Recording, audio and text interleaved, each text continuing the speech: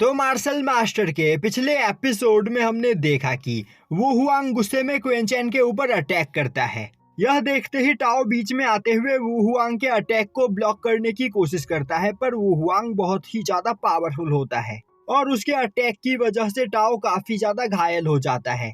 अब वू हुआंग दोबारा से क्वेंचेन के ऊपर अटैक करने के लिए आगे बढ़ता है, पर तभी मास्टर सीटू बीच में आते हुए उसके अटैक को ब्लॉक कर लेते हैं और अब वह बोलते हैं, वू हुआंग क्या तुम्हें सच में लग रहा है कि तुम मेरे सेक्ट के डिसाइपल्स को यहाँ पर बुली कर सकते हो?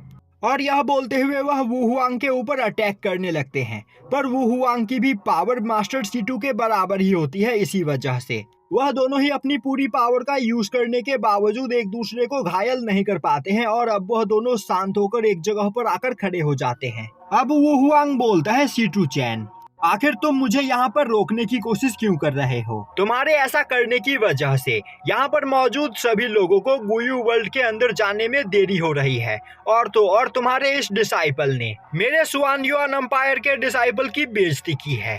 और क्या तुम्हें सच में लगता है कि यह करने के बाद तुम्हारा यह डिसाइपल यहाँ पर जिंदा बच सकता है?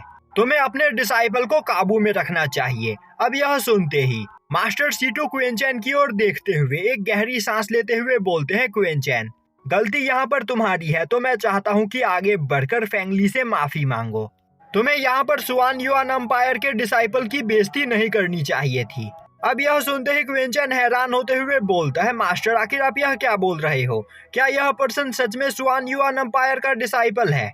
मुझसे सच में कितनी बड़ी गलती हो गई। और अब वह आगे बढ़ते हुए फेंगली से बोलता है, सीनियर प्लीज मुझे माफ कर दीजिए, मुझे नहीं पता था कि आप सच में सुआन युआन एम्पायर के डिसाइपल हो। अगर मुझे पहले पता होता कि आप सुआन युआन एम्पायर के डिसाइपल हो तो मैं आपके सामने आने की भी हिम्मत नहीं करता। अब यह सुनकर फेंगली को काफी अच्छा लगता है और अब वह वहां पर प्राउड फील करने लगता है। तभी क्वेंचेन बोलता है, प्लीज सीनियर मुझे माफ कर दीजिए, मुझे लगा था कि कोई लूजर परवर्ट इंसान यहाँ पर खुद को सुआन युआन एम्पायर का डिसाइपल बताकर लड़कियों को परेशान करने की कोशिश कर रहा है, इसीलिए मैंने यहाँ पर आपको रोकने की कोशिश की। वैसे आप सच में एक लूजर की तरह बिहेव कर रहे थे, इसीलिए मुझे लगा कि आप सच में कोई नीच इंसान हो। अब यह सुनते ही आसपास खड़े सभी लोग फेंगली के ऊपर जोर जोर से हंसने लगते हैं और अब सभी लोगों को उसके ऊपर हंसते हुए देखकर फेंगली को काफी ज्यादा गुस्सा आता है और अब वह बोलता है, क्वेंचेन तुम यहाँ पर दोबारा से मेरी बेइज्जती करने की कोशिश कर रहे हो, मैं तुम्हें जिंदा नहीं छोड़ूंगा। यह बोलते हुए वह क्वेंचेन की ओर आगे बढ़ता है, पर तभी वू हुआंग फेंगली को रोक लेता है और बोलता है, यहाँ पर क्वेंचेन के ऊपर अटैक करने का कोई फायदा नहीं, तो अभी इसे इग्नोर करो। हम इसे गुयू वर्ल्ड में पहुंचकर सबक सिखाएंगे और इसे एक कुत्ते की मौत मारेंगे। यह सुनकर फेंगली वहां पर शांत हो जाता है। वहीं पर खड़ा क्वेंचेन यह सब कुछ सुन रहा होता है और अब वह सोचने लगता है, यह तो गुयू वर्ल्ड में पहुंचने के बाद ही पता चलेगा कि यहाँ पर कुत्ते की मौत कौन मरता है। अब फेंगली गुस्से में क्वेंचेन को देखते हुए वहां से आगे बढ़ जाता है और अब फेंगली के वहां से जाते ही मास्टर सीटू क्वेंचेन से बोलते हैं, क्वेंचेन मुझे पता है कि तुम सच में एक काफी ज्यादा बहादुर इंसान हो, पर बहादुरी और बेवकूफी में बहुत बड़ा अंतर होता है, तो मैं आशा करता हूँ कि आइंदा तुम ऐसी कोई भी गलती नहीं करोगे। वहीं पर थोड़ी दूरी से खड़ा लीन यह सब कुछ देख रहा होता है और अब वह हंसते हुए सोचने लगता है, गुयू वर्ल्ड में पहुंचकर मुझे क्वेंचेन के लिए कुछ भी करने की कोई जरूरत नहीं, क्योंकि क्वेंचेन ने यहाँ पर अभी अपनी लाइफ की सबसे बड़ी गलती की है। उसने फेंगली को ऑफेंड कर दिया है, तो फेंगली अब क्वेंचेन को जिंदा नहीं छोड़ेगा। दूसरी ओर सांग्यू यह सब कुछ देखकर क्वेंचेन से काफी ज्यादा इम्प्रेस हो चुकी होती है। दूसरी ओर फैंटम डीमन सेक्ट की वह लेडी मास्टर भी क्वेंचेन को देखकर काफी ज्यादा इम्प्रेस होती है और अब वह चैंगसी से बोलती है, चैंगसी यह पर्सन सच में काफी ज्यादा इंटरेस्टिंग है, तो तुम्हारी पसंद मुझे भी यहाँ पर काफी ज्यादा पसंद आई। यह सुनते ही चैंगसी वहाँ पर शर्माने लगती है। दूसरी ओर क्वेंचेन चारों ओर देखते हुए वहाँ पर किसी को ढूंढ रहा होता है और अब वह सोचने लगता है, आखिर लॉ इन्फोर्समेंट के डिसाइपल्स अब तक इस जगह पर क्यों नहीं आए हैं। तभी वहां पर मौजूद फॉर्मेशन सर्कल एक्टिवेट हो जाता है और अब उस जगह पर एक पोर्टल खुलता है जिसके अंदर से एक पर्सन निकलकर बाहर आता है और अब वह पर्सन सभी लोगों को देखते हुए उन्हें पोर्टल के अंदर जाने के लिए बोलता है। दूसरी ओर खड़ा क्वेंचेन उस पर्सन को देखकर काफी ज्यादा हैरान होता है, क्योंकि उस पर्सन की कल्टीवेशन बहुत ही ज्यादा खतरनाक होती है।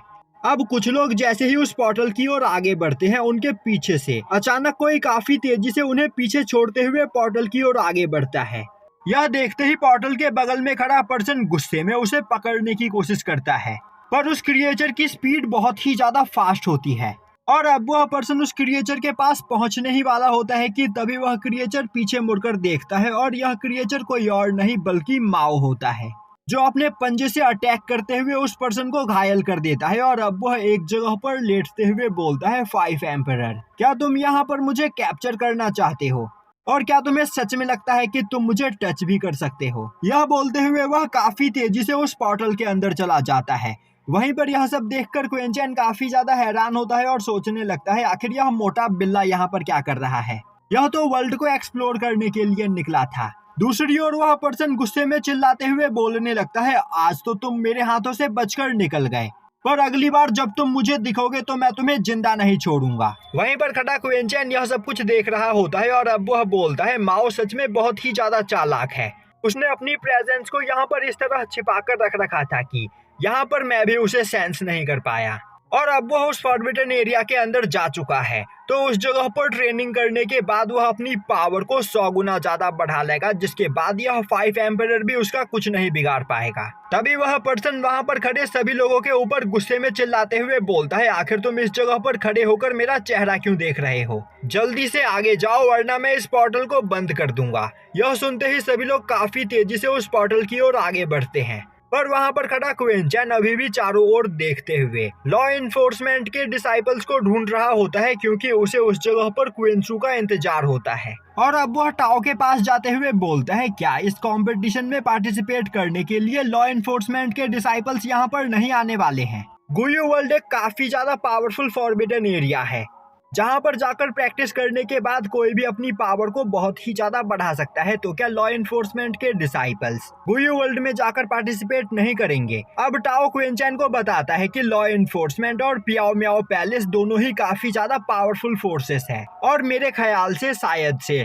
लॉ इन्फोर्समेंट और पियाओ मियाओ पैलेस के कई सारे डिसाइपल्स गुयू वर्ल्ड में एक साथ जाने वाले हैं, इसीलिए उन्हें यहाँ पर आने में थोड़ी देर लग रही है, और शायद वह सभी लोग सबसे लास्ट में गुयू वर्ल्ड में एंटर करने का प्लान बना रहे हैं। तो मैं चाहता हूं कि तुम तीनों यहाँ से आगे जाओ और उस जगह पर चाहे कुछ भी क्यों ना हो जाए तुम्हें सरवाइव करना है और वहां से जिंदा वापस लौट कर आना है। यह सुनते ही क्विंचन, यांडान और येमो तीनों टाओ को उन्हें यहाँ तक पहुँचाने के लिए थैंक्स करते हैं, और अब यांडान और येमो मास्टर C2 के साथ पोर्टल के अंदर चले जाते हैं। वहीं पर खड़ा क्विंचन अभी भी चारों ओर देख रहा होता है, तभी उसकी नजर फेंगली के ऊपर पड़ती है, जो गुस्से में क्विंचन को देखते हुए उसे वार्निंग देता है, और अब वह भी पोर्टल के अंदर चला जाता है। और अब फेंगली के पीछे क्विंचन भी पोर्टल के अंदर एंटर करता है, और अब क्विंचन के पोर्टल के अंदर जाते ही वह पूरा माउंटेन काफी बुरी तरीके से कांपने लगता है, और अब उस जगह पर 2 फ्लाइंग शिप आकर रुकती है, जिसमें से एक फ्लाइंग शिप लॉ इन्फोर्समेंट और दूसरी फ्लाइंग शिप पियाओ मियाओ पैलेस की होती है। और अब लॉ इन्फोर्समेंट और पियाओ मियाओ पैलेस के डिसाइपल्स एक साथ पोर्टल की ओर आगे बढ़ते हैं। वहीं पर लॉ इन्फोर्समेंट की सभी डिसाइपल्स के साथ क्विंसू भी होती है, और यहीं पर यह एपिसोड खत्म हो जाता है।